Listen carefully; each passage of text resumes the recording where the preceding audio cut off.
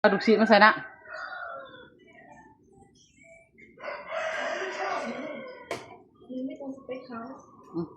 ไม่ใช่ทุ่มที่น้ำแกงกระปุนพี่น้อง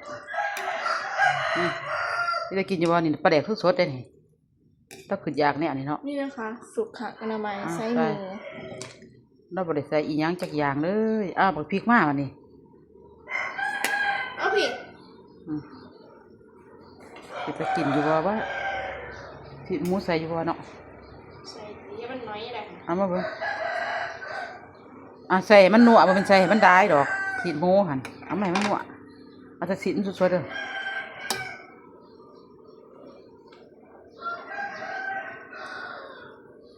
โอ้ยแต่ชิ้นสดๆจะเบิ่งที่มันสีสดจะได้ดีก็ดึงออกจากตะวันนังมันหัน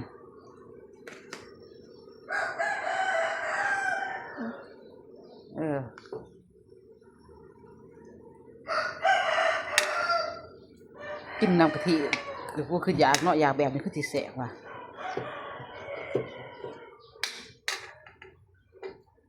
พ่อได้นั่นแหละอะไรอีก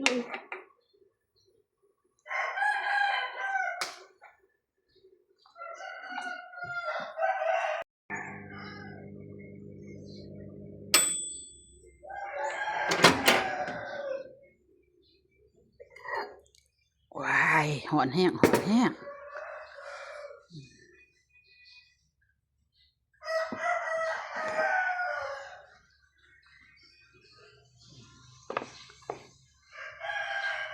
มีทุบด้วยเลย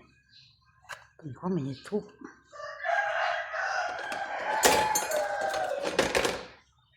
มึงตบแม่มีค่ะ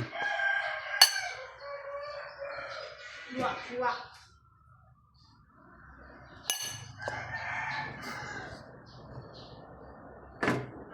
เช่นนี้ก็ดู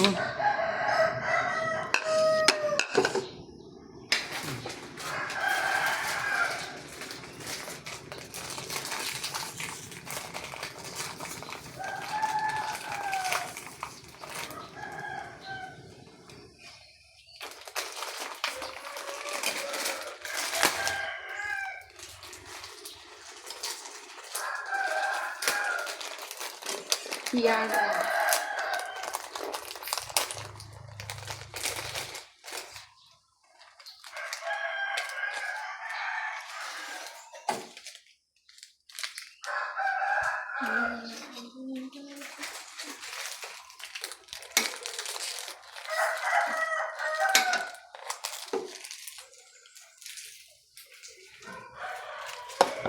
บาดนี้เอา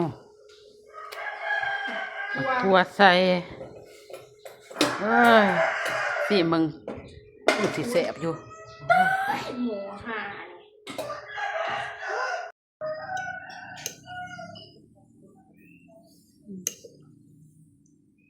ก็แสบอยู่แต่ว่าทุกมาคือที่แสบเนี่ยอะไรครับคืออยากให้กินคือแสบเลย